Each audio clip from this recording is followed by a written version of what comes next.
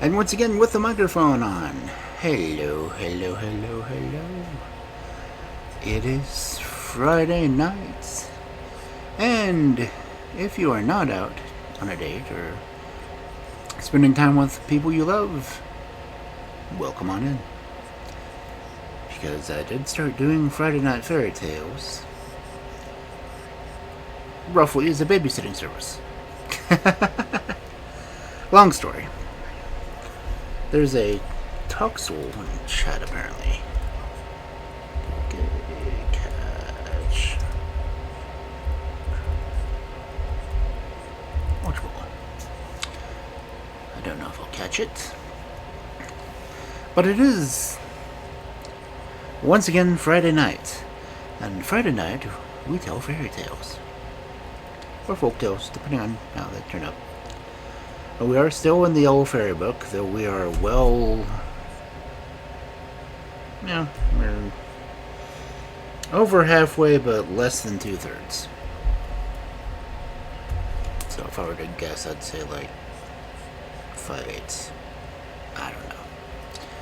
Which would happen, coincidentally, be my height. Ugh. I could go on for a long time trying to do comparisons about different stories. But I don't think anyone has that much time on their hands for me to go through the entire 300 plus story catalog.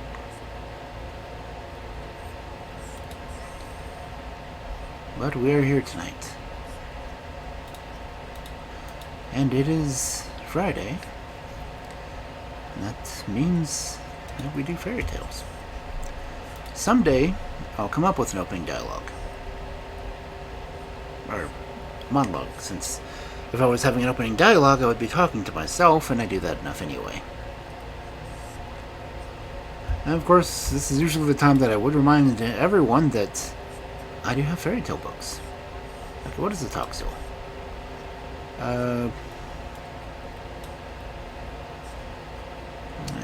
Purple thing that has horns. Well, the one I caught, it's got 2 fantastic stats, a horrible, 2 average, and 1 bad. I have no idea what this thing is that evolves into.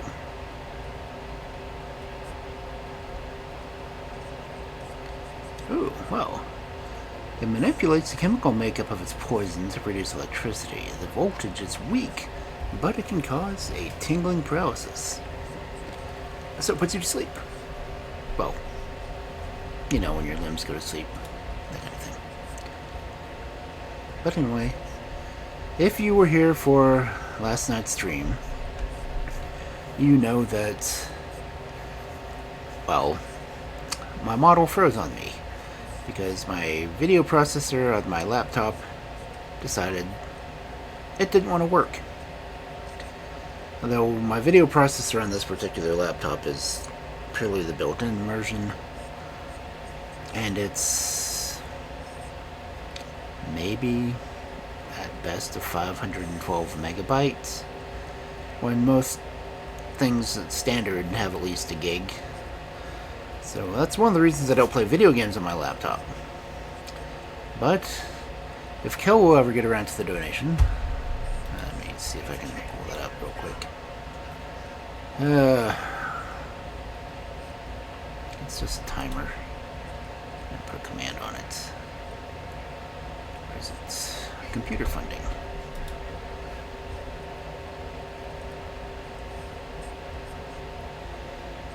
I just have title keywords, so I did not do a normal one.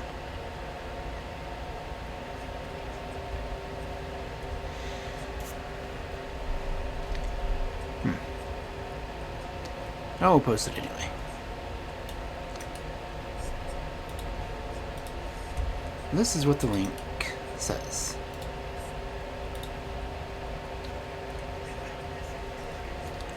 I do have different donation sites you can do it to. Coffee is the main one that I'm keeping track of everything on. PayPal will just be directly in Super Vending Ko-Fi, so PayPal doesn't charge its Ko-Fi fee, because PayPal likes to take about 10% anyway. So like the last time I got a $10 donation, I got $9.90 of it, so. And then of course there's Throne, which I don't think it releases the funds until it's finished. So when I buy a part, the parts list is gradually getting smaller. Right now the only things I have left are the power supply, the processor, and the video card, I think. And, you know, cables. Maybe another hard drive. I've got half of a computer and I can't do anything with it because I don't have all of the computer. Because I've got the RAM, I've got the motherboard, I've got the SSD, and I've got the operating system downloaded. But I can't really do anything with it until, you know, I get a power supply and a few other, you know, things. Because I've got a case for it. I just need to get it all and then get it all hooked up, and honestly, I'm scared to death of screwing it up. Because I'm not really a technical person. At least not electronically. Mechanical I can do. Electronic, I have had a lightsaber that I have not soldered the 3 freaking cables because I've been afraid of screwing it up. Which is sad because it's a custom lightsaber that I've had for 4 or 5 years now. I have everything for it, I just don't trust myself soldering. Because I've never done a good job soldering anything. Admittedly, assembling a computer would be a lot easier.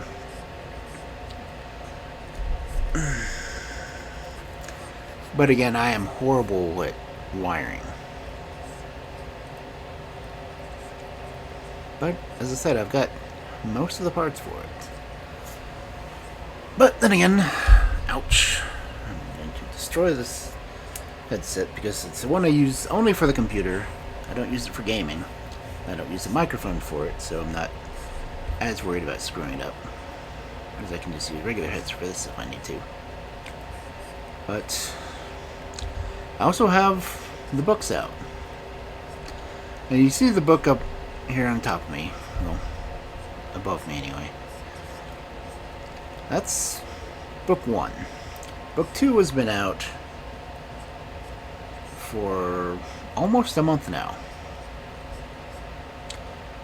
I haven't sold a single copy yet, except my author copies. And even then they were bought from me by family. So I don't really consider that selling, since I had to turn around and use that money to pay bills.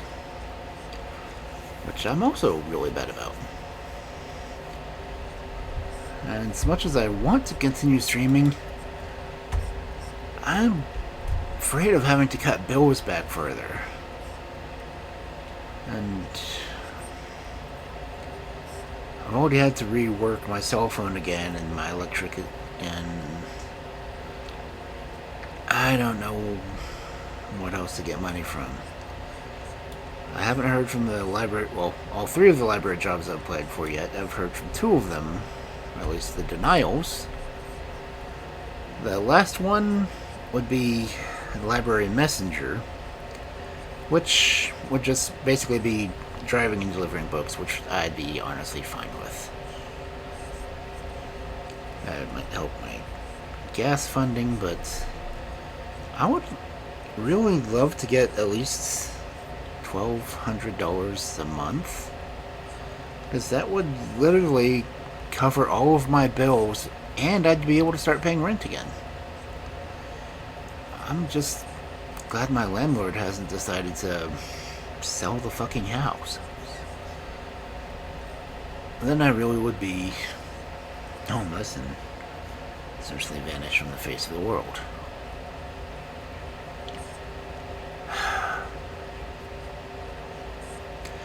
And brighter news, I have want a drawing for a new model. So this wonderful face. No, I'm not going to retire this model. I like this model way too much. And I'm still going to use it for all my special streams and everything else, but what the new model is going to look like and updated art are going to be kind of a surprise for me. So that's going to be really cool. I mean, I auditioned for Moxie's Clubhouse in the first place, and I didn't get that. Which, would have been cool to have been part of a VTuber group. Then we would have probably got a new model anyway, and then I'd probably stream a lot more. I do want to stream a lot more. I may try going back to games. I've got a series of myth and folklore books. I may start trying to do those. I may do those Mondays, I don't know. A lot of it just depends on whether or not my brain wants to work with me. Because I could do mythology on Mondays. That'd be fine. Mythology Mondays, Fairy Tale Fridays. Mysteries have been on Thursdays. That'd give me 3 days a week. I keep thinking about just trying to do video games on Wednesdays, I guess. I don't know. Because honestly, depression and heat make it really hard for me to get motivated to anything. I mean, I hadn't written anything for a little over a month and a half because in June I stopped working on my lore biography so I could finish up the fairy tale book. Then I got the fairy tale submitted book beginning of July because I wanted it out by the anniversary. I still had to deal with them for a week before they get it out, and as soon as they approved it, I went ahead and pushed it for release. So book 2 officially released a week before what would have been the first anniversary of book 1. I'm still debating on whether or not I want to spend the money to get it to where it can be done in other online bookstores as opposed to just on Amazon. And I'm still working over just an image list I want to do for an illustrated version. I've actually self-printed 2 copies of the book. I have not put the covers on them yet, but it would be interesting if I could, I guess, auction those off. Because it's literally stuff that I printed in my printer. I've bound it. It's not just book 1. I put book 1 and book 2. So it's a little bit thicker book. Who's gonna play? Hey, Taka.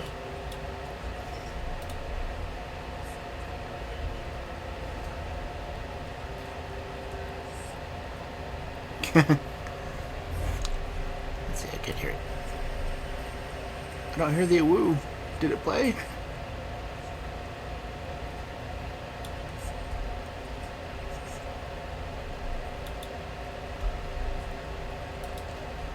I did not hear it. Does it only want to play when I have the OBS window up?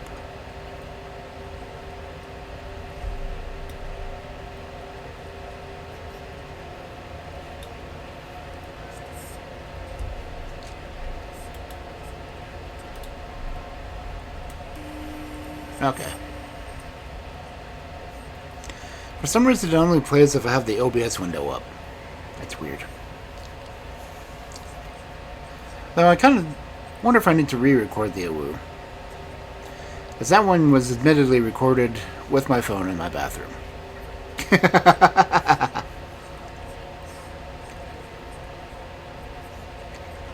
I think I did both the sound alerts that I recorded just with my phone in the bathroom. Oh yeah, the acoustics in a bathroom are always cool. Now, if I can ever get everything else set up that I would like to do, I'm going to be streaming from a different room in this house and actually be in my actual library. But I'm going to try to do the sound padding and everything else, but again, stuff like that costs money, and I can't even afford to buy computer parts without getting help.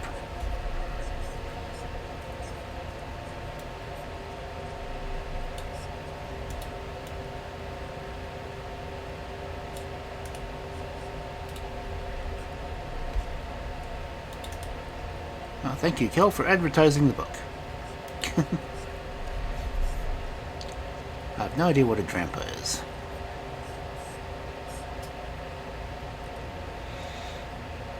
But, yeah, I've just been rambling. I haven't even gotten the book open yet. It's sitting there, but I haven't opened it. But like I was saying, I have actually printed off my own copy of my book and used my book press, and I've actually bound it. I haven't done the cover for it yet. I'm debating on whether or not I want to do a hardbound or paperback version of it. As a hardbound, I'll probably do fabric.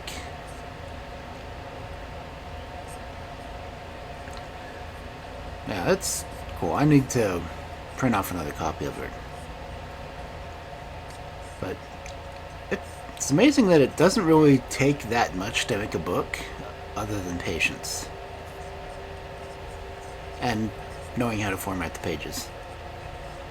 Because if I did just like a regular full-size book, it'd be a lot easier than me doing the half-page ones. Because ones I printed end up being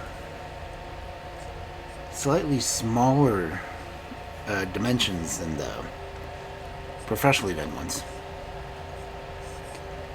But I was having to do that 4 pages at a time, so I'd print the front, print the back, because my printer sucks. It's not one of the ones that can naturally do double-sided. My parents, I believe, can. I may have to go hijack their printer. But I also have ink for printing books in my throne list. But I've got ink right now, I just haven't printed any more copies.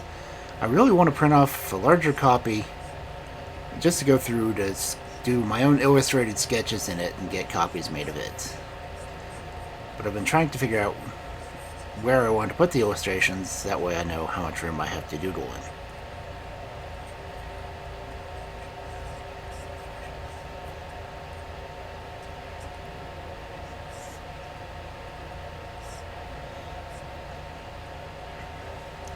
I also don't know if I want to print off a larger copy and do the glue and sew, or just do the gluing like I did the smaller copies.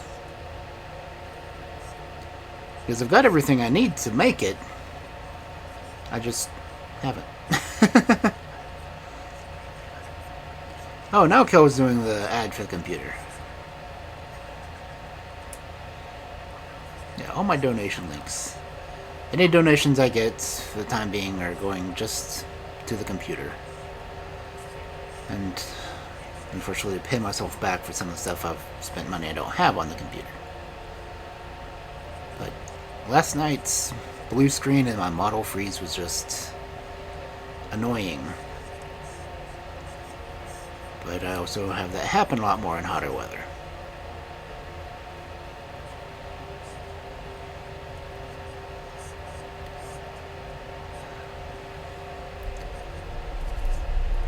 I've definitely invested more into YouTubing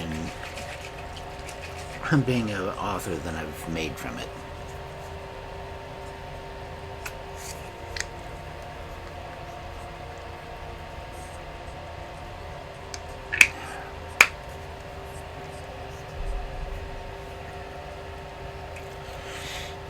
Yeah, since having issues affording air conditioning as it is.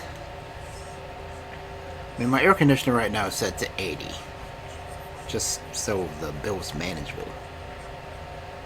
Which also means I usually have a lot of fans on. I have to turn off one of my good fans so it doesn't blow in the microphone.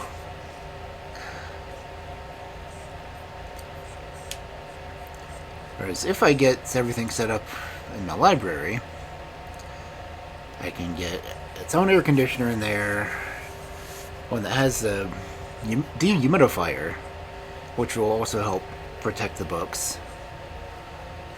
So it'll keep everything cool in there, keep everything somewhat dry, and then I'll just set up my recording area in there. So I really am trying to get things to improve the streams, but I just don't have the money for it. And I have to break into my shed to see what else I have out there to sell. So if you need any sets of baseball cards from the early 90s, they will be going up soon.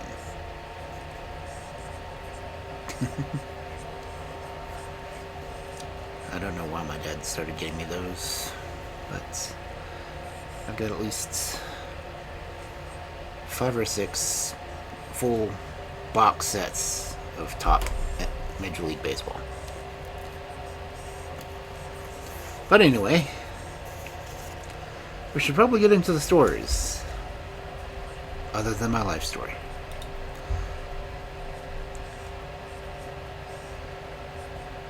There might be, but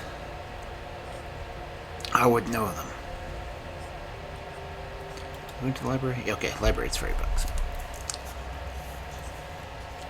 Is it bad that I set up my own scenes and forgot about them?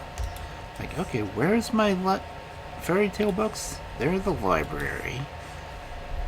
The other ones are in the study. I said earlier that I may start doing myth and legends on Mondays, possibly. I don't know why Mondays, but I've got 9 books of myths now. So I could be doing that for a long time too. I said this is on page 242 of this book right now. And this book has 402 pages. So I'm over halfway done in this book. And I have such a large freaking library right now of folklore, fairy tales, and myths, legends. I've even got kind of an occult section started. But after I finish this one, I may try to give the fairy book series a break and do some other ones. Because I've got the entire book of fairy tale horror, which I may just record for Halloween this year. Not that fairy tales don't have horror in their own rights.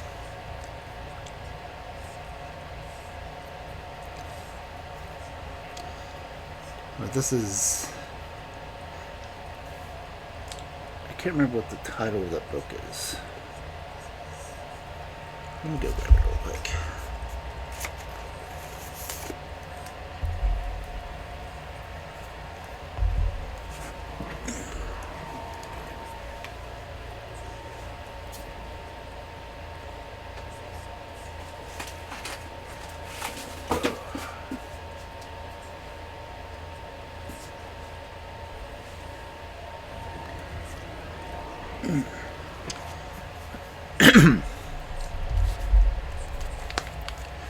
Okay, the book that I'd picked up, again, I find these in estate sales, so these are used books.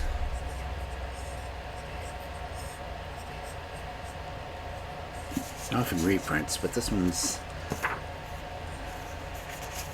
This hardback one, it says it's from the British Library. Oh, no, this one's only printed 2021. It's Stories Rolled. But this is Fearsome Fairies, Haunting Tales of the Fae. So it will probably be in part of my Halloween reads.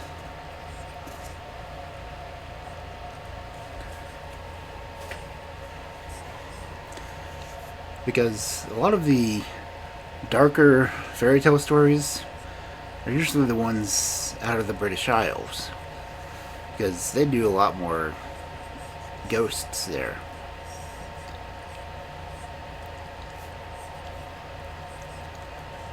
So you go from benevolent and mischievous and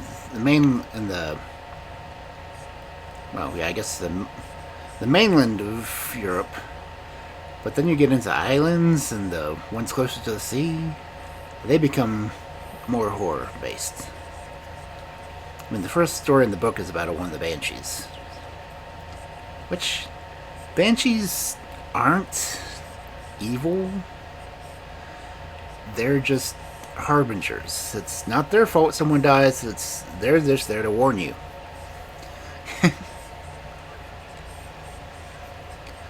So I will definitely get into those stories around Halloween. Or I may just do an entire Halloween loop like I do for Christmas. Of course, if I do any more of the Halloween stories, I'm going back to the forest. Just because I put a lot of work into this goofy little animation thing. Even though my ghosts are horrible.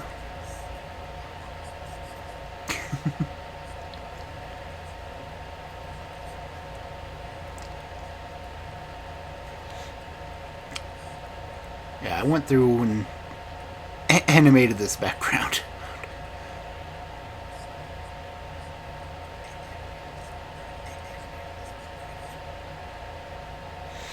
And I was literally just scribbled and made them walk. Especially this one over here on the chat side.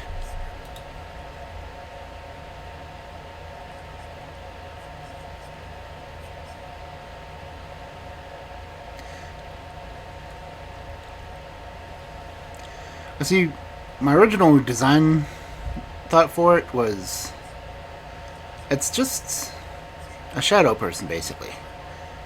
But I wanted to have the glowing eyes.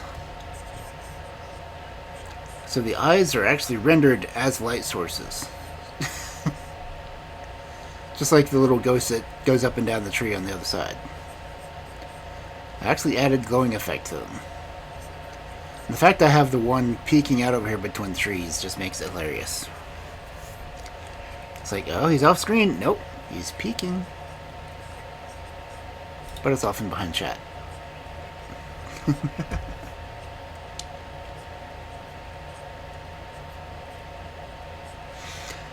But anyway, I guess I should get into tonight's fairy tales.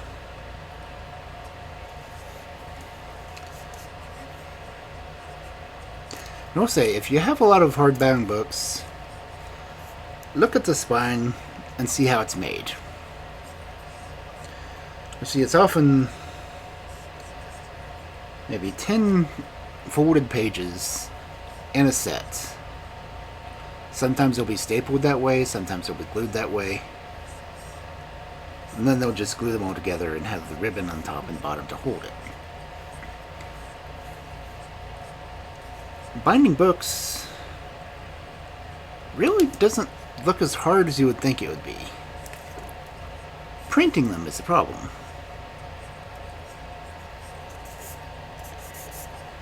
But if I can get printing books right, I can start trying to repair books, which is one of the things that I'm wanting to do with a lot of my collection. Is a lot of my books are falling apart, and I want to fix them. I want to give them a new life. Just like writing the stories again. I want to give the stories a new life. And unfortunately, that's also a funding issue. But anyway. I mean, that's why I have 3 different sizes of book presses. So I can work on different size books. And I do have books that I could fairly easily replace the covers. But that would be kind of things of reprinting the actual cover material, getting it refolded on there. The paperbacks, you pretty much just glue the cover on. The hardback ones, you have to glue the printed cover material onto the hard part. Then those are actually part of the glue pack onto the main book. We have to leave enough space that it will have flexibility. That's often why the hardback ones will have the ribbons along the top of them, just to give them extra support. If you ever notice, the spine of a hardback book is not attached to the paper at all. Because when you open it, it pushes it away. I suppose paperbacks, it's flush to it, and the cover is part of the spine. But anyway, if I had a decent enough computer, I could demonstrate that stuff, but I kind of can't on my laptop either. See, Oni actually said I should do videos showing how to do it, which would be fine if I had the capability. But anyway, story time.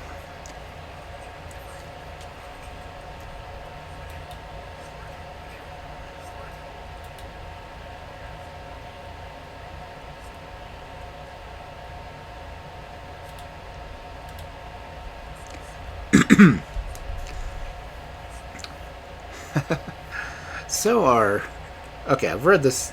I know I've read this story before. Because it's the Flower Queen's daughter. Okay. So our first story for this fabulous night of fairy tales. The Flower Queen's Daughter. A young prince was riding one day through a meadow that stretched for miles in front of him when he came to a deep, open ditch. He was turning aside to avoid it when he heard a sound of someone crying from within the ditch. So he dismounted from his horse and stepped along the direction from which the sound came. To his astonishment, he found an old woman who begged him to help her out of the ditch. The prince bent down and lifted her out of the living grave, asking her at the same time how she had managed to get down there. "Oh, my son," answered the old woman, "I am a very poor woman, and soon after midnight I set out for the neighboring town in order to sell my eggs in the market on the following morning. But I got lost my way in the dark and fell into this deep ditch, where I might have remained forever, but for your kindness." Then the prince said to her, "You can hardly walk. I will put you on my horse and lead you home. Where do you live?" "Oh, over there, at the edge of the forest, in a little hut you see in the distance," replied the old woman. The prince lifted her on his horse, and soon they reached the hut, where the old woman got down, and turning to the prince, she said, "Just wait a moment, I will give you something." And she disappeared into her hut, but she returned very soon and said, "You are a mighty prince, but at the same time you have a kind heart, which deserves to be rewarded. Would you like to have the most beautiful woman in the world for your wife?" Who wouldn't? "Most certainly I would," replied the prince. So the old woman continued, "The most beautiful woman in the whole world is the daughter of the Queen of the Flowers, who has been captured by a dragon. If you wish to marry her, you must first set her free, and this I will help you to do. I will give you this little bell. If you ring it once, the King of the Eagles shall appear. If you ring it twice, the King of the Foxes will come to you. And if you ring it 3 times, you will see the king of the fishes at your side. These will help you if you are in any difficulty. Now, farewell, and heaven prosper your undertaking." She handed him the little bell, and there disappeared into her huts and all, as though the earth swallowed her and it up. Then it dawned on the prince that he had been speaking to a good fairy, and putting the little bell carefully in his pocket, he rode home and told his father that he meant to set the daughter of the Flower Queen free, and intended setting out on the following day into the wide world in search of the maid. So, the next morning the prince mounted his fine horse and left his home. He roamed around the world for a whole year, and his horse had died from exhaustion. While he himself had suffered much from want and misery, but still he came on to trace, and nothing to find of her.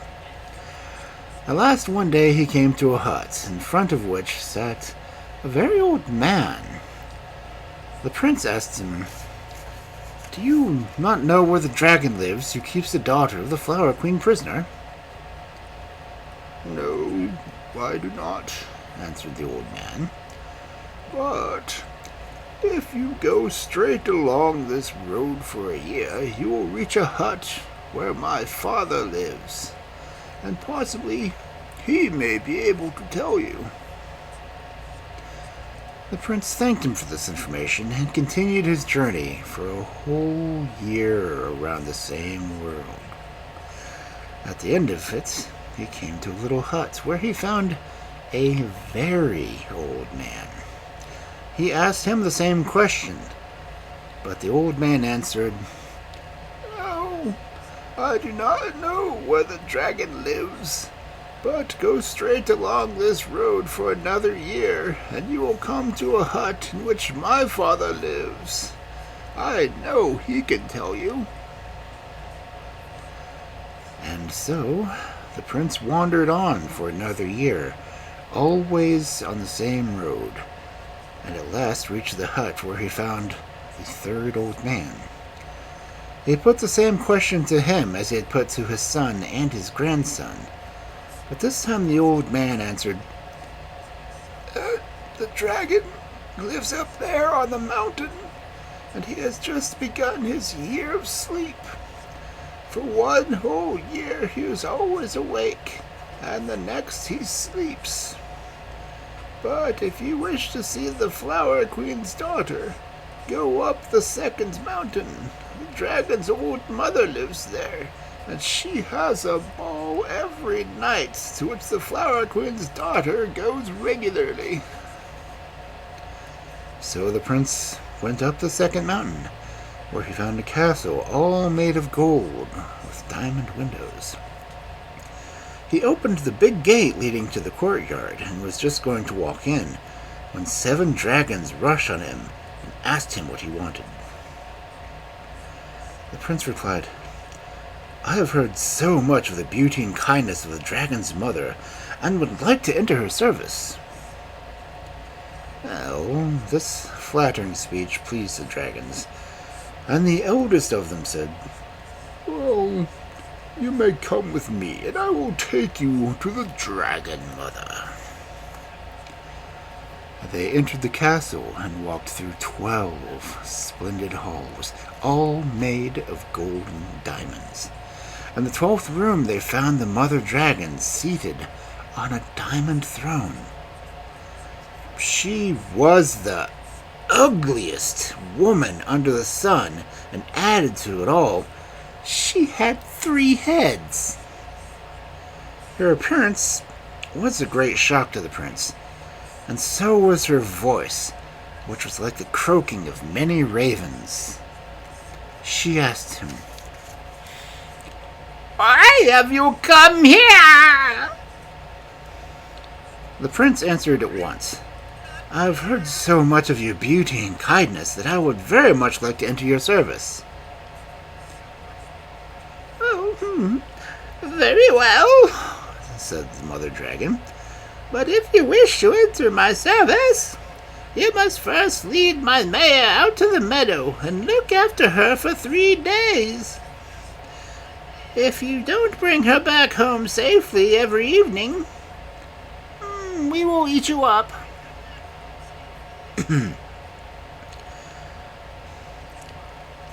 The prince undertook the task and led the mare out to the meadow, but no sooner had they reached the grass than she vanished. The prince sought for her in vain, and at last in despair he sat down on a big stone and contemplated his sad fate. He sat thus lost in thoughts. He noticed an eagle over his head.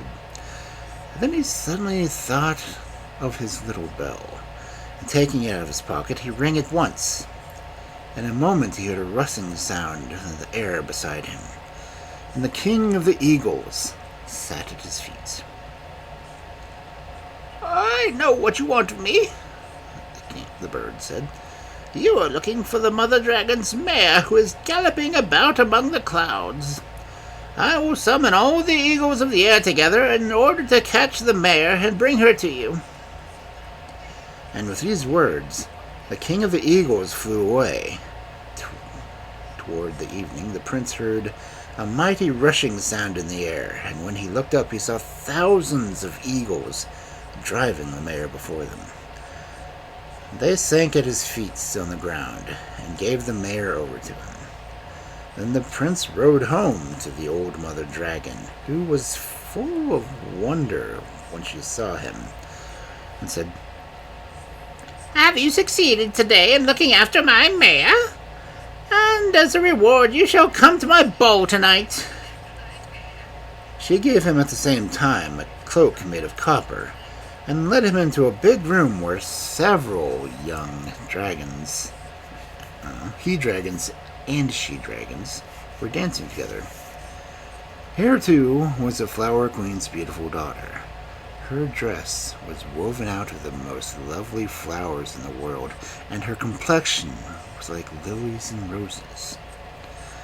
As the prince was dancing with her, he managed to whisper to her ear, "I have come to set you free."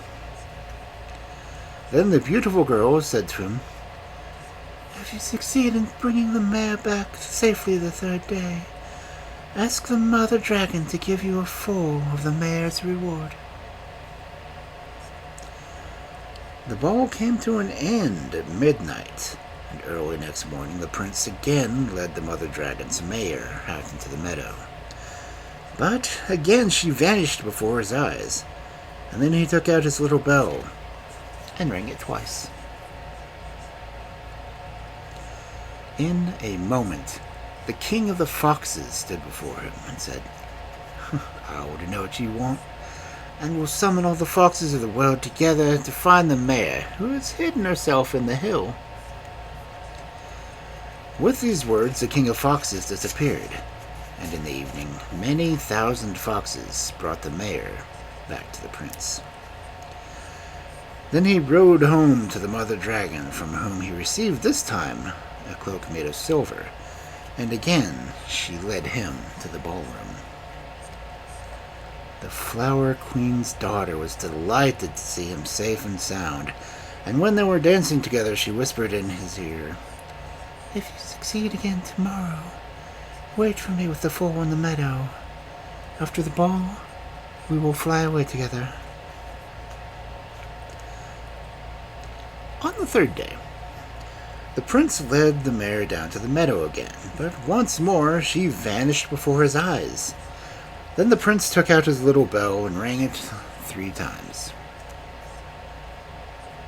In a moment, the king of the fishes appeared to him and said to him, "I know very well what you want me to do. I will summon all the fishes of the sea together and tell them to bring back the mare who is hiding herself in a river."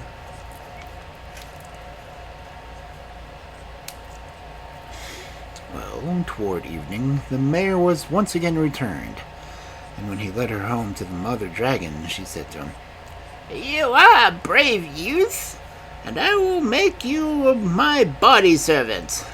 But what shall I give you as reward to begin with?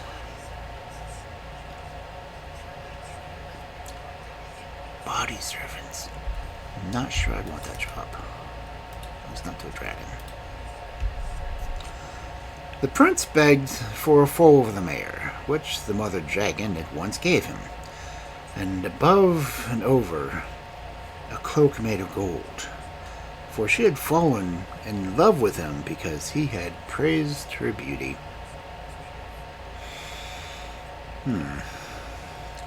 So in the evening he appeared at the ball with his golden cloak, but before the entertainment was over he slipped away and went straight to the stables, where he mounted his foal and rode out into the meadow to wait for the Flower Queen's daughter. Toward midnight, the beautiful girl appeared, and placing her in front of him on the horse, the prince and she flew like the wind until they reached the Flower Queen's dwelling. But the dragons had noticed their flight and woke their brother out of his year's sleep. He flew in a terrible rage when he heard what had happened, and determined to lay siege to the Flower Queen's palace. But the queen caused a forest of flowers as high as the sky to grow up around her dwelling, through which no one could force a way. When the Flower Queen heard that her daughter wanted to marry the prince, she said to him, "I will give consent to your marriage gladly, but my daughter can only stay with you in summer. In winter, when everything is dead and the ground covered with snow, she must come and live with me in my palace underground."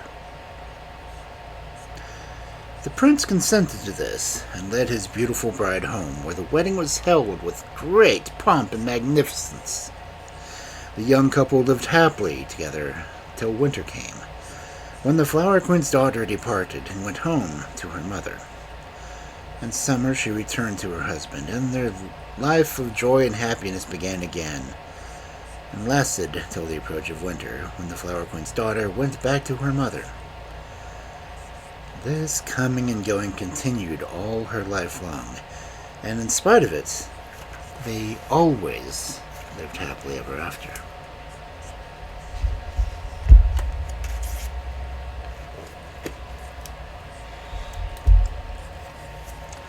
So on and off relationships do help. Which kind of sheds another light onto the whole Hades and Persephone thing, doesn't it?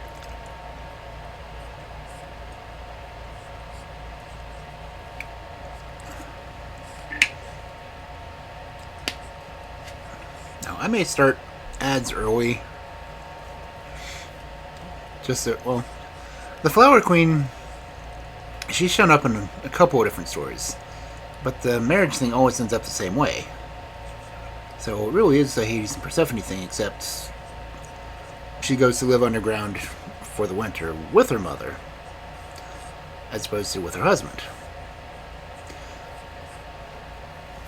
So yeah, it's a different tale for a different reason.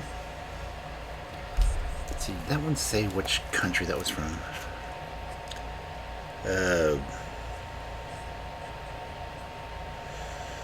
From Buckelweiner.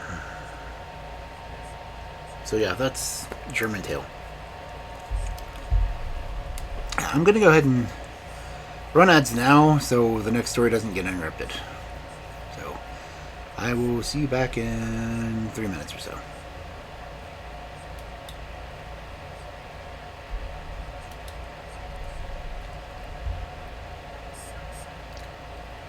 I'm actually going to use my Be Right Back screen.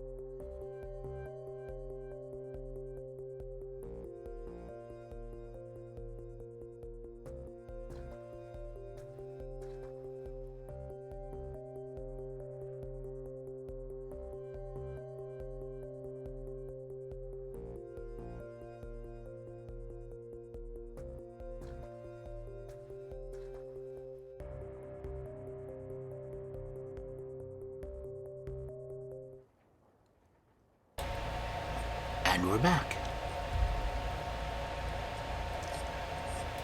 Why do I not hear my background?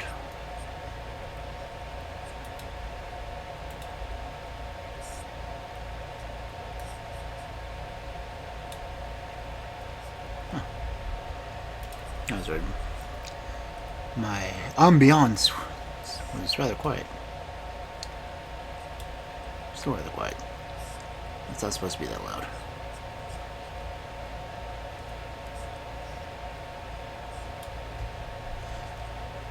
I'm not getting an echo, am I? No.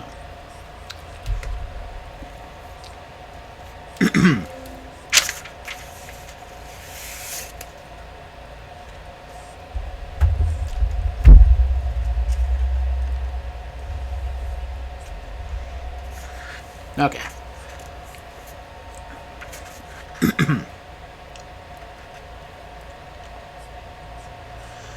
Yeah, this next story is Russian. I've got a book of nothing but Russian fairy tales too. Well, I think I've got 2 books. Yeah, I do. I have too many books and not enough time to narrate. Anyway, our next wonderful story for this Friday night of fairy tales. The Flying Ship. Once upon a time, there lived an old couple who had 3 sons. The 2 elder were clever, but the third, well, he was a dunce. The clever sons were very fond of their mother, and they gave her good clothes and always spoke pleasantly to her. But the youngest was always getting in her way, and she had no patience for him. Now, one day it was announced in the village that the king had issued a decree offering his daughter, the princess, in marriage to whoever should build a ship that could fly. Immediately, the 2 elder brothers, determined to try their luck, asked their parents' blessing. So the old mother smartened up their clothes and gave them a store of provisions for their journey, not forgetting to add a bottle of brandy. Then they had gone, the poor simpleton began to tease his mother and smarten him up, and to let him off. What would become of a dolt like you? She answered. Why, you would be eaten up by wolves. Okay. But the foolish youth kept repeating, I will go, I will go, I will go. Seeing that she could not do anything with him, the mother gave him a crust of bread and a bottle of water, and took him no further heed. So the simpleton set out on his way. When he had gone a short distance, he met a little old mannikin. They greeted one another, and the mannikin asked where he was going. I'm going to the king's court, he answered. He has promised to give his daughter to whoever can make a flying ship. And can you make a ship? Not I. Then where in the world are you going? I can't tell, replied the simpleton. Well, in that case, said the munchkin, sit down beside me and we can rest for a little and have something to eat. Give me what you've got in your satchel. Now, the poor simpleton was ashamed to show what was in it. However, he thought it best not to make a fuss, so he opened up his satchel and could scarcely believe his own eyes. For instead of the hard crust, he saw 2 beautiful, fresh rolls and some cold meat. Oh, he shared him with the mannikin, who licked his lips and said, Now, go into that wood and stop in front of the first tree. Bow 3 times, and then strike the tree with your axe. Fall to your knees on the ground, and with your face on the earth, and remain there until you're raised up. you'll find that the ship is at your side. Step into it and fly to the king's palace. If you meet anyone on the way, make sure to take him with you." The simpleton thanked the mannequin very kindly and bade him farewell, and went into the road. When he got to the first tree, he stopped in front of it. He did everything that he had been told, and kneeling on the ground with his face to the earth, he fell asleep. After a little time he was roused. He awoke, and rubbing his eyes, he saw a ready-made ship at his side, and at once he got into it. The ship rose and rose, and in another minute it was flying through the air. And when the simpleton, who was on the lookout, cast his eyes down to the earth, he saw a man beneath him on the road, who was kneeling with his ear upon the damp ground. "Hello," he called out. "What are you doing down there?" "Oh, I'm listening to what's going on in the world," said the man. "Come with me in my ship," said the simpleton. So the man was only too glad, and got in beside him, and the ship flew and flew further through the air, till again, from his outlook, the simpleton saw a man on the road below, who was hopping on one leg, while his other leg was tied up behind his ear. So he hailed him, calling out, "Hello, what are you doing hopping on one leg?" "Well, I can't help it," said the man. "I walk so fast that unless I tied one leg up, I should be at the end of the earth in a bound." "Oh, come up with us on the ship," he answered. And the man made no objections and joined them, and the ship flew on and on and on, till suddenly the simpleton, looking down on the road, beheld a man aiming with a gun into the distance. "Hello!" he shouted at him. "What are you aiming at? As far as I can see, there's no bird in sight." "What good would it be taking a near shot?" replied the man. "I can hit a beast or bird at 100 miles distance. This is the kind of shot I enjoy." Oh, so he's the Turkish sharpshooter.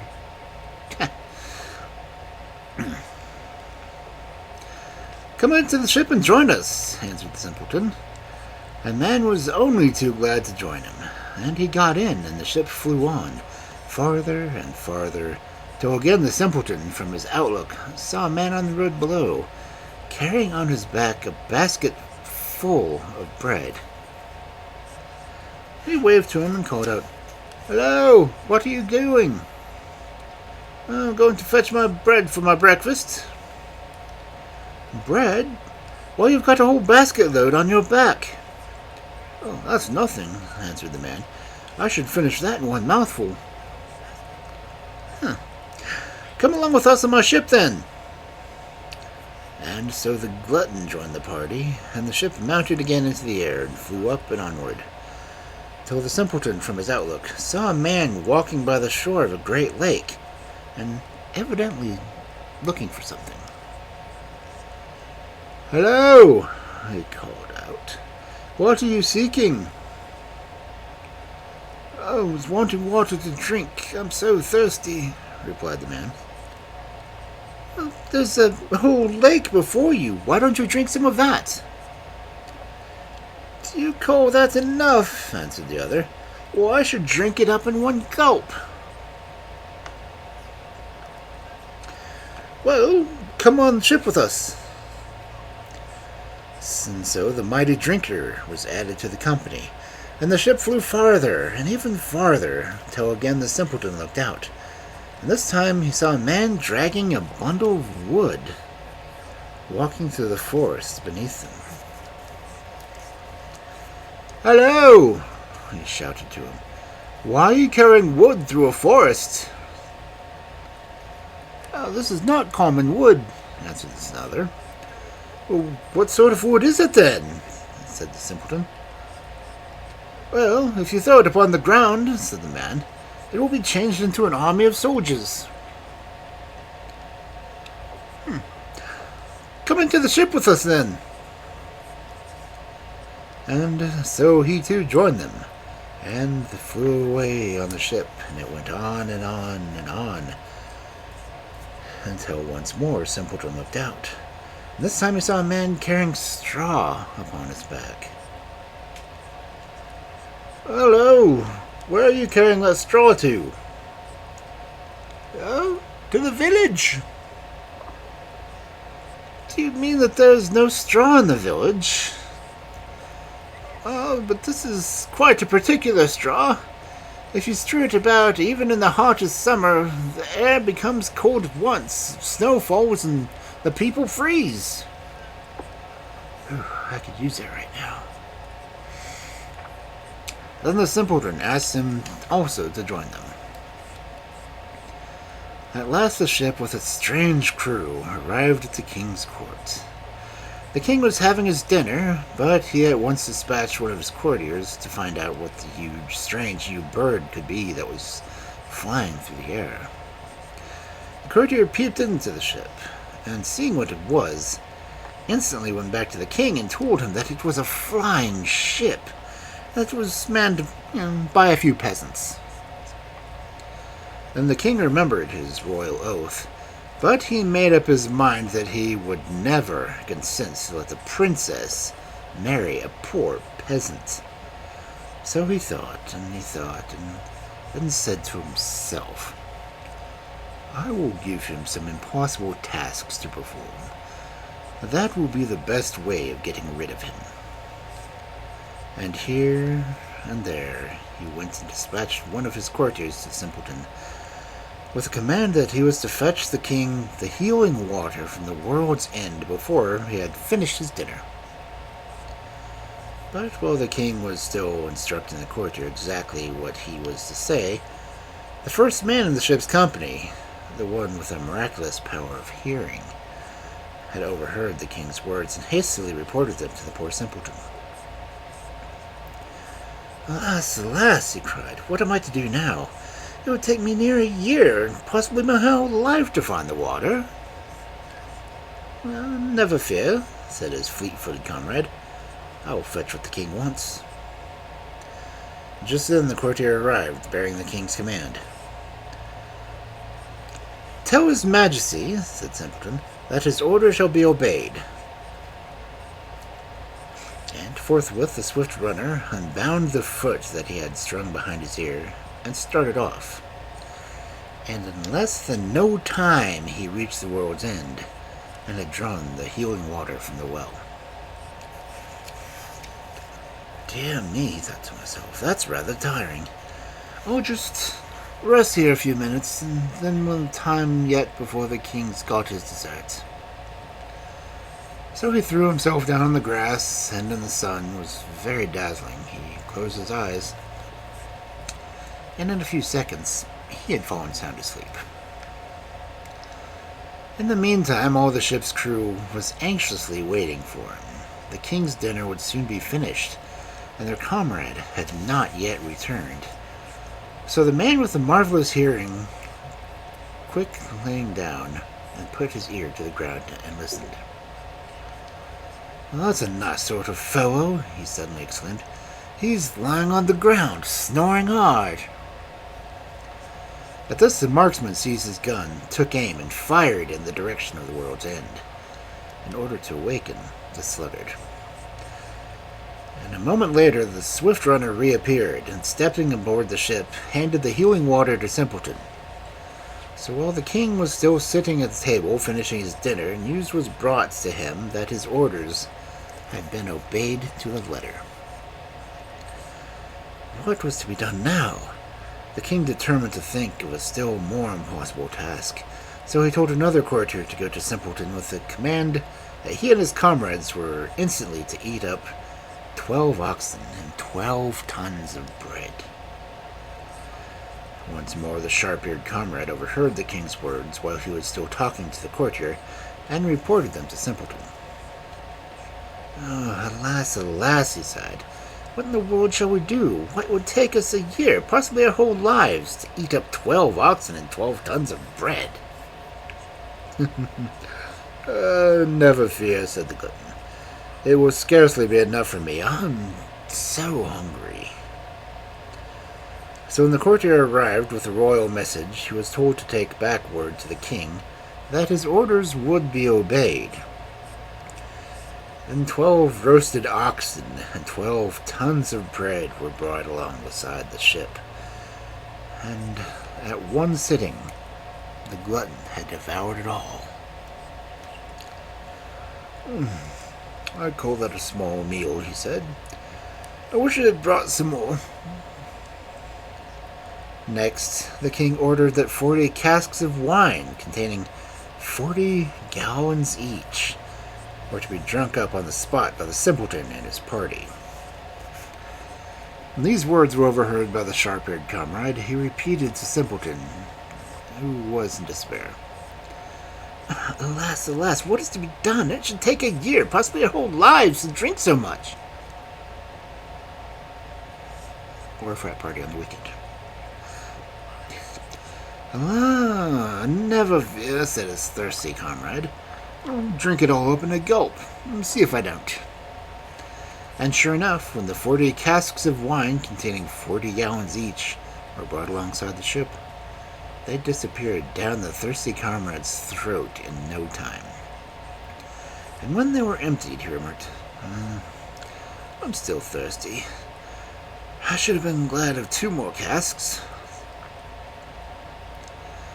Then the king took counsel with himself and sent an order to Simpleton that he was to have a bath in a bathroom at the royal palace, and after that the betrothal should take place. Now, the bathroom was built of iron, and the king gave orders that it was to be heated to such a pitch that it would suffocate the simpleton. And so, when the poor silly youth entered the room, he discovered that the iron walls were red hot. But fortunately, his comrade with the straw on his back had entered behind him, and when the door was shut upon them, he scattered the straw about, and suddenly the red-hot walls cooled down, and it became so very cold the simpleton could scarcely bear to take a bath, and all the water in the room froze. So the simpleton climbed up upon the stove and wrapped himself in the bath blankets, and lay there the whole night. In the morning, when they opened the door, they found that he lay safe and sound, singing cheerfully to himself. Now, when this strange tale was told to the king, he became quite sad, not knowing what he should do to get rid of so undesirable a son-in-law, when suddenly a brilliant idea just occurred to him. Tell the rascal to raise me an army, now, at this instant, he exclaimed to one of his courtiers. Inform him at once of this, my royal will. And to himself he added, I think I shall do him in this time. As if on former occasions, the quick-eared comrade had overheard the king's command, and repeated it to the simpleton.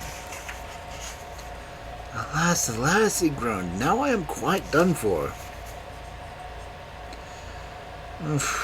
Not at all, replied one of his comrades. You know, the one who dragged the bundle of wood through the forest. Have you quite forgotten me? In the meantime, the courtier, who had run all the way from the palace, had reached the ship, panting and breathless, and delivered the king's message. Good, replied the simpleton. I'll raise an army for the king. And he drew himself up. But if, after that, the king refuses to accept me as his son-in-law, I will wage war against him and carry off the princess by force. During the night, the simpleton and his comrade went together into a big field, not forgetting to take the bundle of wood with him, which the man spread out in all directions. And in a moment, a mighty army stood upon the spot, regiments on regiments of foot and horse soldiers, and bugles sounded, and drums beat, and chargers neighed, and their riders put their lances to rest, and the soldiers presented arms. In the morning, when the king awoke, he was startled to find these warlike sounds, bugles and drums and the clatter of horses, and the shouts of soldiers. And stepping to his window, he saw the lances gleam in the sunlight, and the armor and weapons glitter. And the proud monarch said to himself, I am powerless in comparison to this man. So he sent him royal robes and costly jewels, and commanded him to come to the palace to be married to the princess. And his son-in-law put on the royal robes, and he looked so grand and stately that it was impossible to recognize poor young simpleton, so changed as he was. And the princess fell in love with him as soon as she ever saw him. Princesses. Never before had so grand a wedding been seen, and there was so much wine and drink that even the glutton and his thirsty comrade had enough to eat and drink.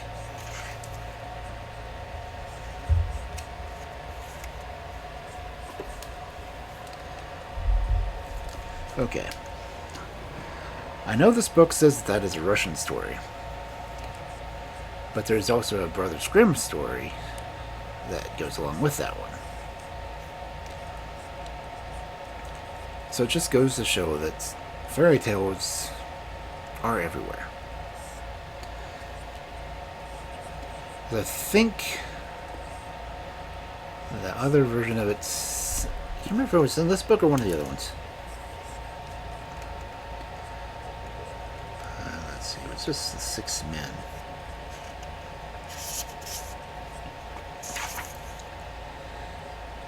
Yeah. The other one was How 6 Men Traveled Through the Wide World.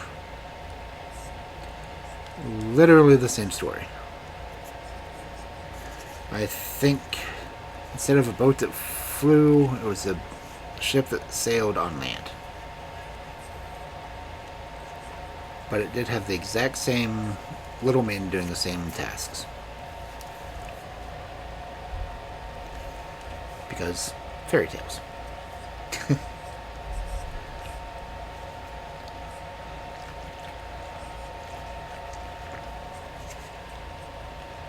But you notice how the Russian version actually had a name of a story, whereas the Brothers Grimm version of it was the description. I was bringing this kind of thing up in Dust Chat last night. And how manga are getting titles where it's literally just telling the narration of the story. This fairy tale was How 6 Men Traveled Throughout the Wide World.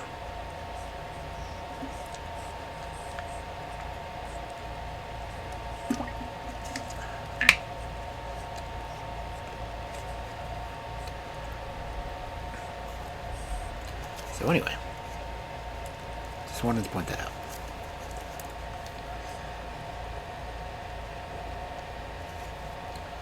This next one is another one from Bunko One Hider.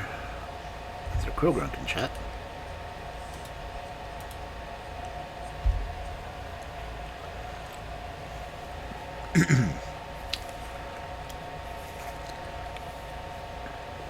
This next story is not Shark Boy and Lava Girl,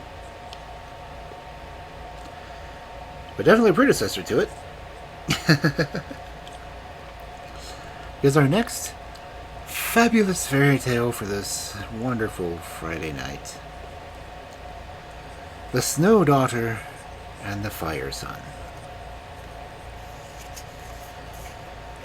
There was once upon a time a man and his wife, and they had no children, which was a great grief to them.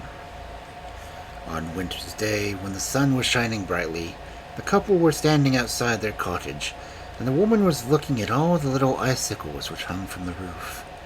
She sighed, and turning to her husband, she said, "I wish I had as many children as there are icicles hanging there." "Nothing would please me more either," replied her husband.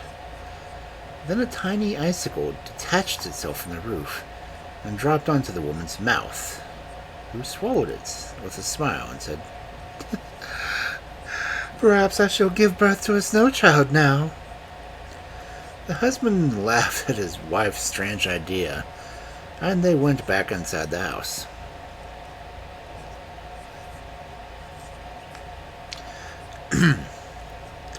But after a short time, the woman gave birth to a little girl who was as white as snow and as cold as ice. If they brought the child anywhere near the fire, it screamed loudly till they put it back into some cool place. The little maid throve wonderfully, and in a few months she could run about and speak. But she was not altogether easy to bring up, and gave her parents much trouble and anxiety. For all summer she insisted on spending in the cellar, and in the winter she would sleep outside in the snow, and the colder it was, the happier she seemed to be.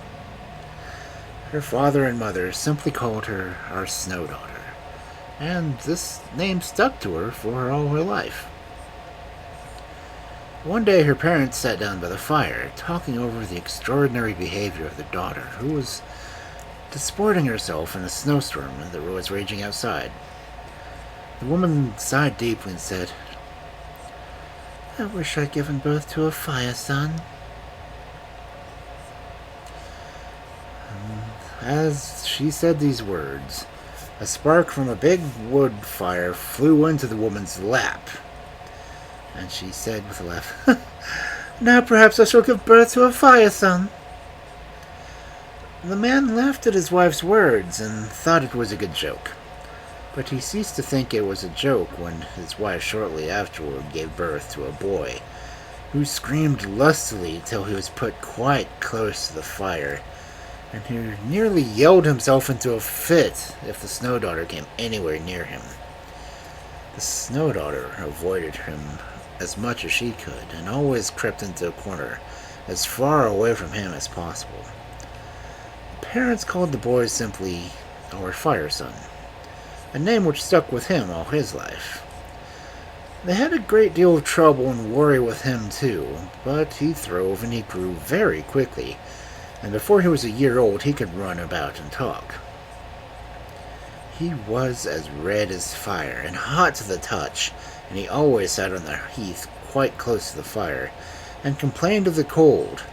If his sister were in the room, he almost crept into the flames, while the girl on her part always complained about the great heat of her brother or anywhere near her. In the summer, the boy always lay out in the sun, while the girl hid herself in the cellar. So it happened that brother and sister came in very little contact with each other. In fact, they carefully avoided it. Just as the girl grew up into a beautiful woman, her father and mother both died once after the other. Then the fire son, who had grown up in the meantime into a fine, strong young man, said to his sister, "I'm going out into the world, for what use is it of remaining here?" "I shall go with you," she answered, "for except you I have no one in the world, and have a feeling that if we set out together, we shall be lucky." The fire son said, "I love you with all my heart, but at the same time, I always freeze if you are nearby me, and you nearly die of heat if I approach you. How shall we travel about together without being odious to one the other?" "Don't worry about that," replied the girl, "for I've thought it all over, and have settled on a plan which will make each of us able to bear to see each other. See, I have a fur cloak made for each of us. If we put them on, I shall not feel the heat, nor you the cold." So they put on the fur cloaks, and set out cheerfully on their way, and for the first time in their lives, quite happy in each other's company. For a long time the fire son and the snow daughter wandered through the world, and when at the beginning of winter they came to a big wood, they determined to stay there till spring. The fire son built himself a hut where he always kept a huge fire, while his sister, with very few clothes on, stayed outside night and day. Now, it happened one day that the king of the land held a hunt in the wood, and saw the snow daughter wandering about in the open air. He wondered very much who this beautiful girl clad in such garments could be, and he stopped to speak to her. He soon learned that she could not stand heat, and that her brother could not stand cold. The king was so charmed by the Snow Daughter that he asked her to be his wife.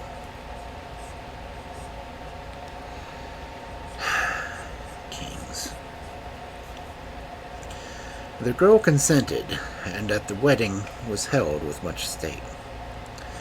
The king had a huge house made of ice made for his queen underground, and so that even summer did not melt it. But for his brother-in-law he had a house built with huge ovens all around it that were kept heated all day and night. The Fire Son was delighted, but the perpetual heat in which he lived made his body so hot that it was dangerous to go close to him.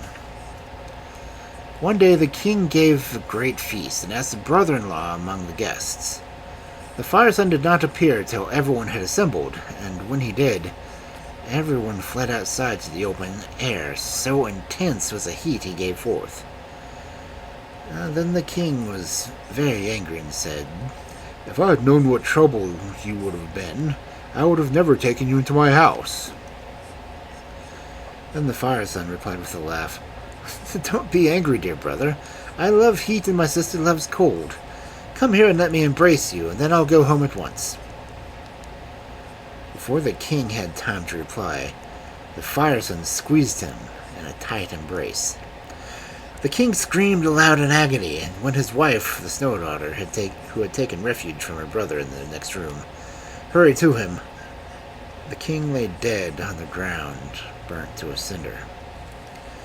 When the Snow Daughter saw this, she turned on her brother and flew at him.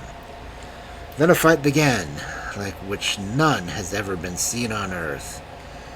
When the people, attracted by the noise, hurried to the spot, they saw the Snow Daughter melting into water, and the Fire Son burned to a cinder. And so ended the unhappy brother and sister.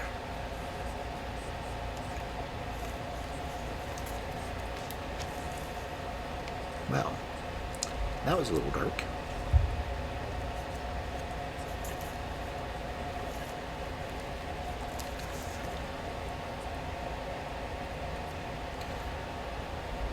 So, I have to wonder if the Fire Son had intended on christening her husband.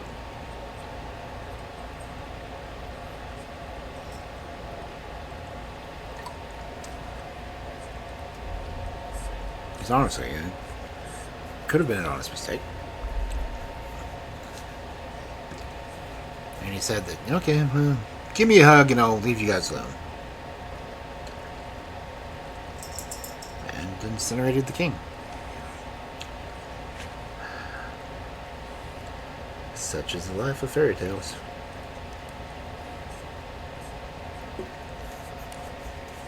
Sorry, I'm refilling my water bottle. Oh, I'm refilling my shaker cup anyway.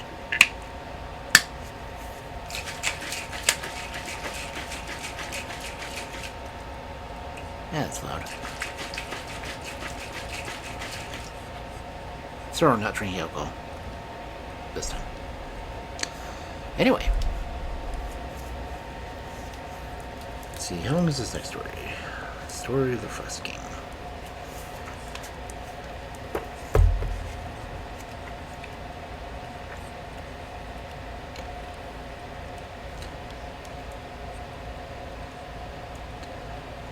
Story of the Frost King is only 5 pages. Made it this one, then Death of the Sun Hero, then be done for the night. Then good. It's okay. It's alright. It's alright.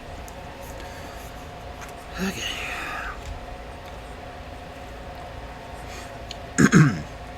This one is another Russian story. I will try not to rush through it. Anyway. What is this story? Third or fourth story for the night? I don't remember. I spent half an hour talking about stuff beforehand. Anyway. Our next story for this wonderful Friday night of fairy tales. The Russian tale. The Story of the King Frost. There was once upon a time a peasant woman who had a daughter and a stepdaughter. The daughter had her own way in everything, and whatever she did was right in her mother's eyes. But the poor stepdaughter had a hard time. Let her do what she would, she was always blamed, and got small thanks for the trouble she took. Nothing was right, everything wrong, and yet, if the truth were known, the girl was worth her weight in gold. She was so unselfish and good-hearted. But her stepmother did not like her, and the poor girl's days were spent in weeping, for it was impossible to live peacefully with the woman. The wicked shrew was determined to get rid of the daughter by fair means or foul, and kept saying to her father, "Send her away, old man, send her away. Anywhere so that my eyes shan't be plagued any longer by the sight of her, or my ears tormented by the sound of her voice. Send her out to the fields. Let the cutting frost do for her."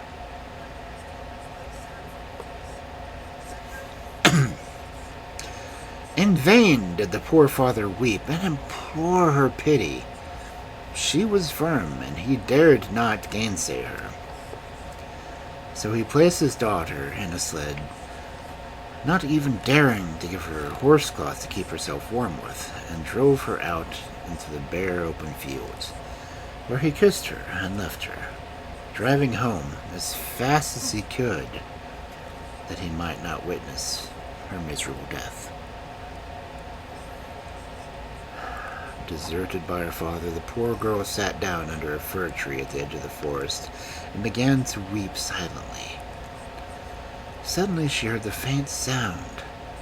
It was a frost king springing from tree to tree and crackling his fingers as he went.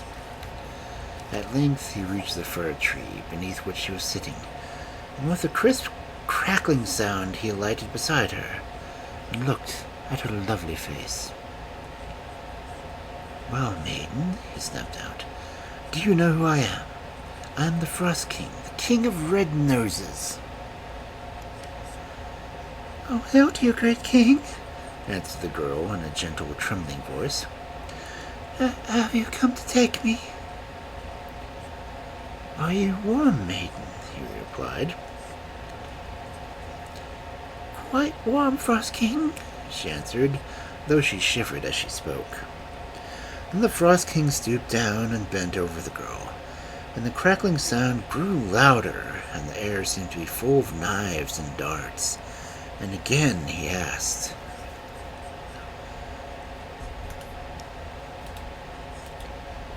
"Maiden, are you warm, you beautiful girl?"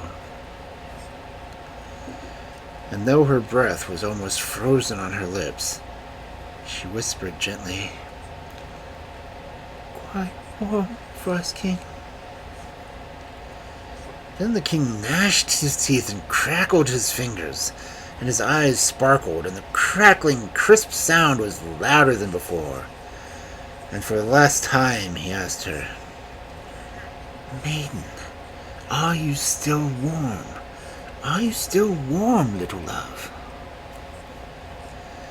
And the poor girl was so stiff and numb that she could just gasp, "Still warm, O king."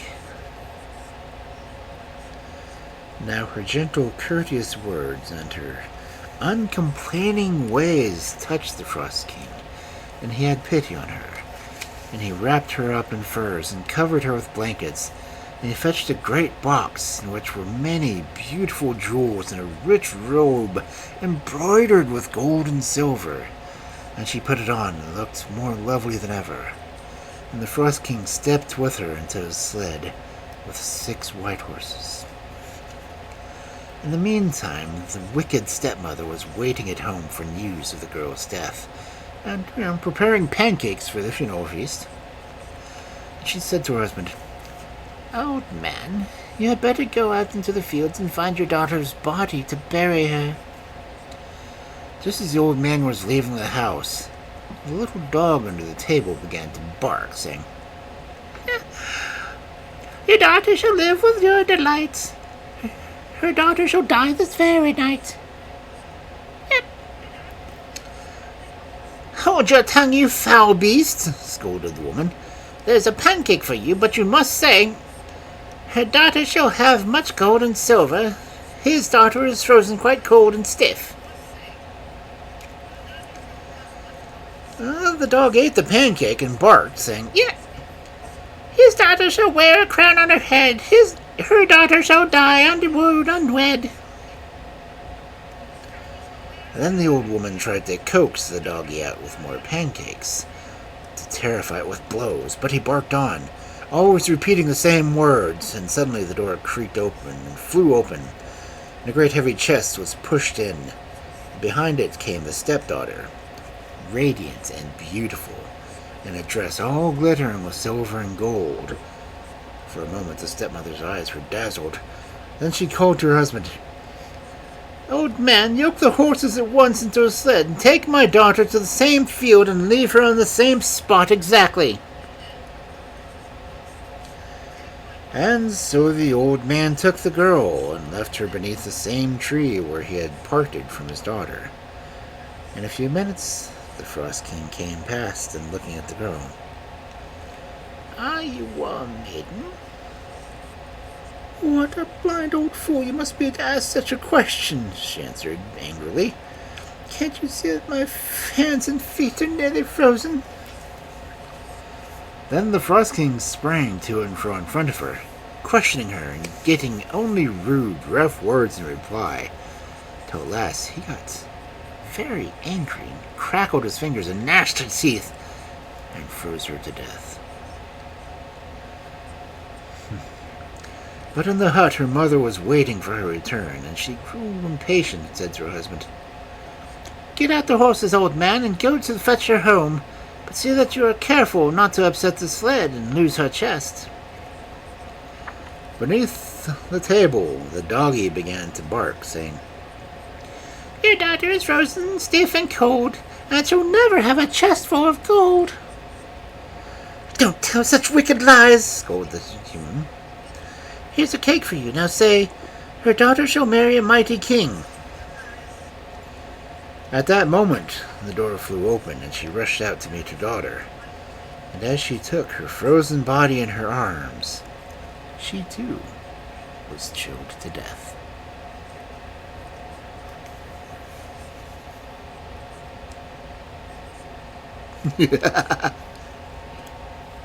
Yay, wake and sit, Mom.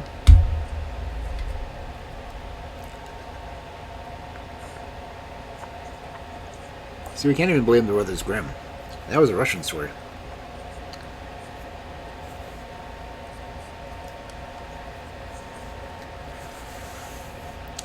My computer's held out this long. I'm impressed. Hopefully it'll continue through this next story, which looks like it's back to German, because it's from the Bucko and Eyre Tales and Legends.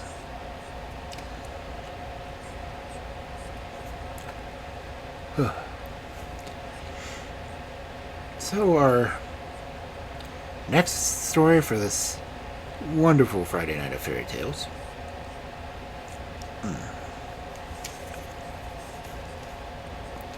The Death of the Sun Hero. Many, many thousand years ago there lived a mighty king whom heaven had blessed with a clever and beautiful son. When he was only 10 years old, the boy was cleverer than all the king's counselors put together, and when he was 20, he was the greatest hero in the whole kingdom. His father could not make enough of his son, and always had him clothed in golden garments which shone and sparkled like the sun. And his mother gave him a white horse, which never slipped and flew like the wind. All the people in the land loved him dearly, and called him the Sun Hero, for they did not think like his existed under the sun. And now it happened one night that both his parents had the same extraordinary dream.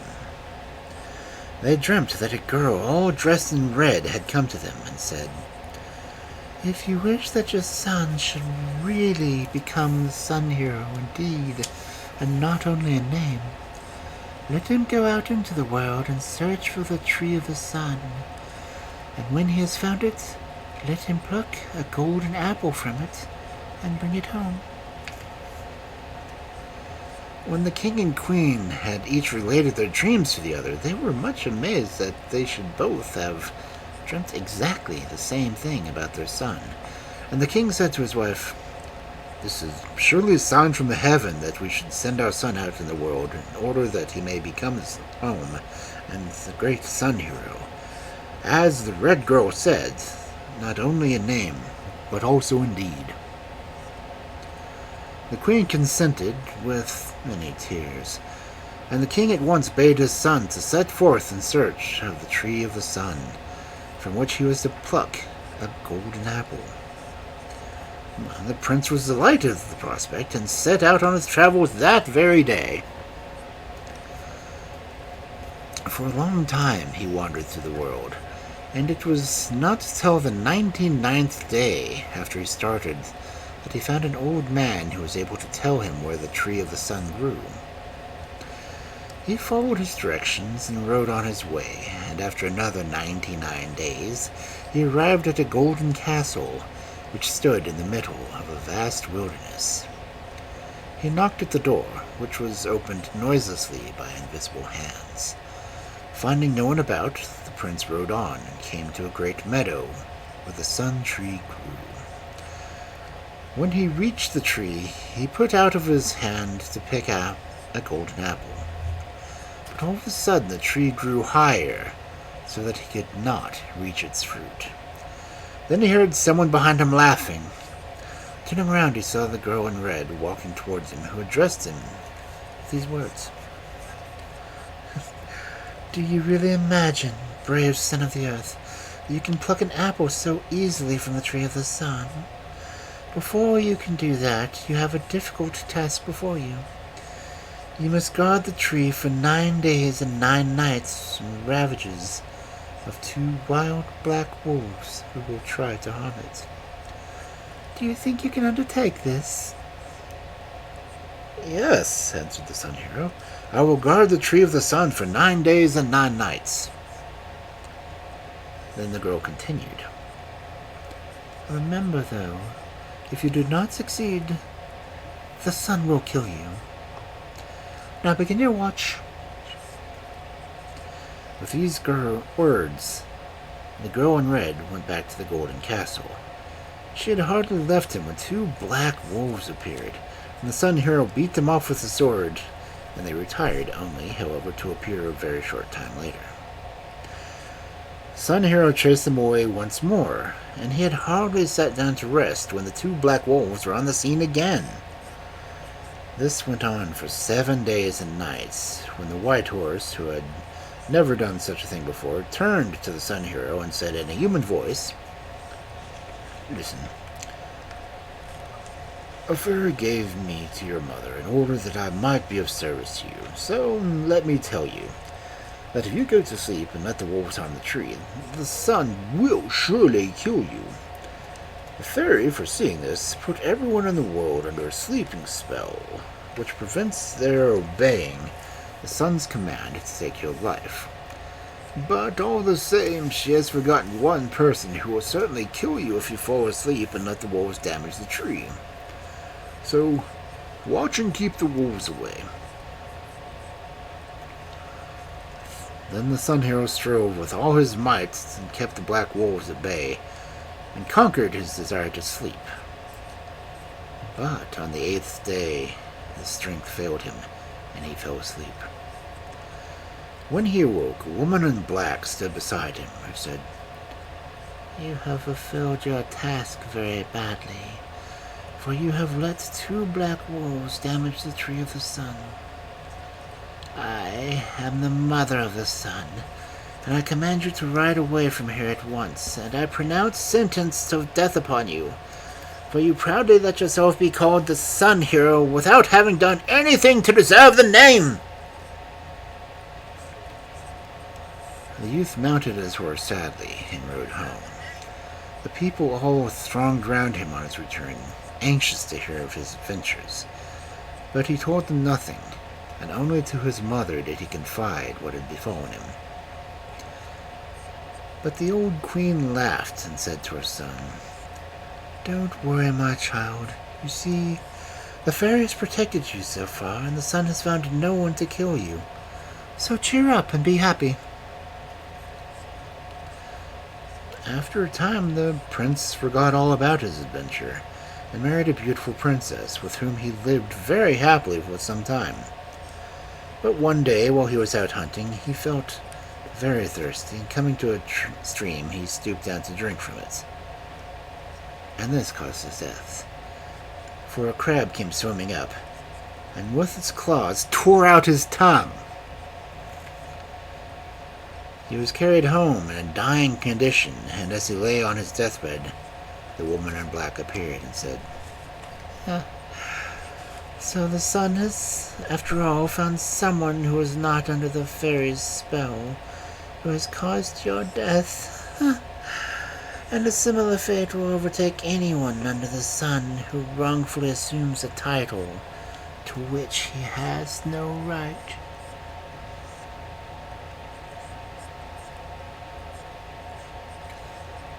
Wow.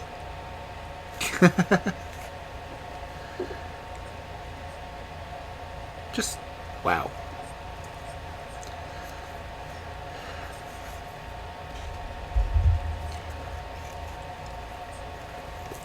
A fairy missed a crab. Oh well.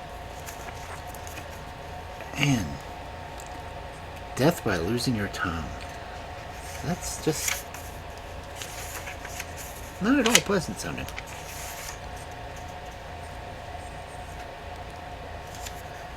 Okay. Let's see, we've got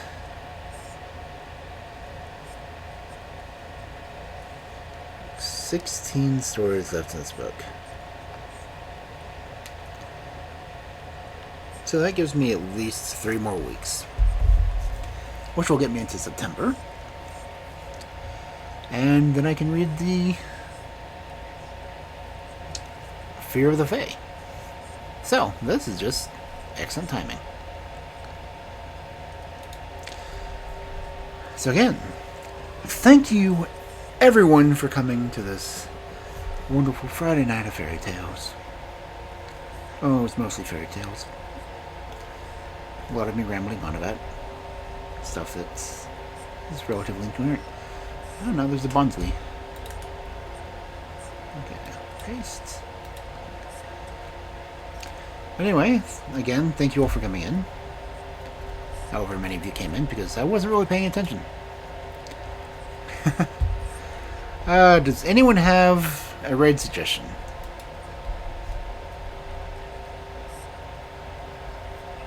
There's a few people I might raid. I don't know how much longer he's going to be on. Okay. He is 4 followers away from reaching 200. So we're going to raid Wastes. There's another reader. He's doing... mine is drawing blank. He's reading horror. He does horror stories.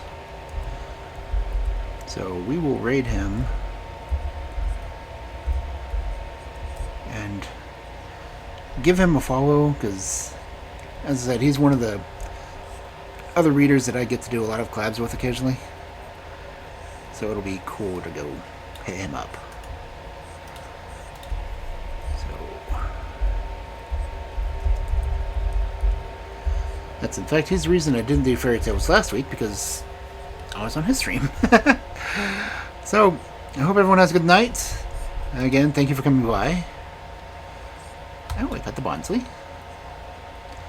And after the raid, I will probably end up in Dust Chat.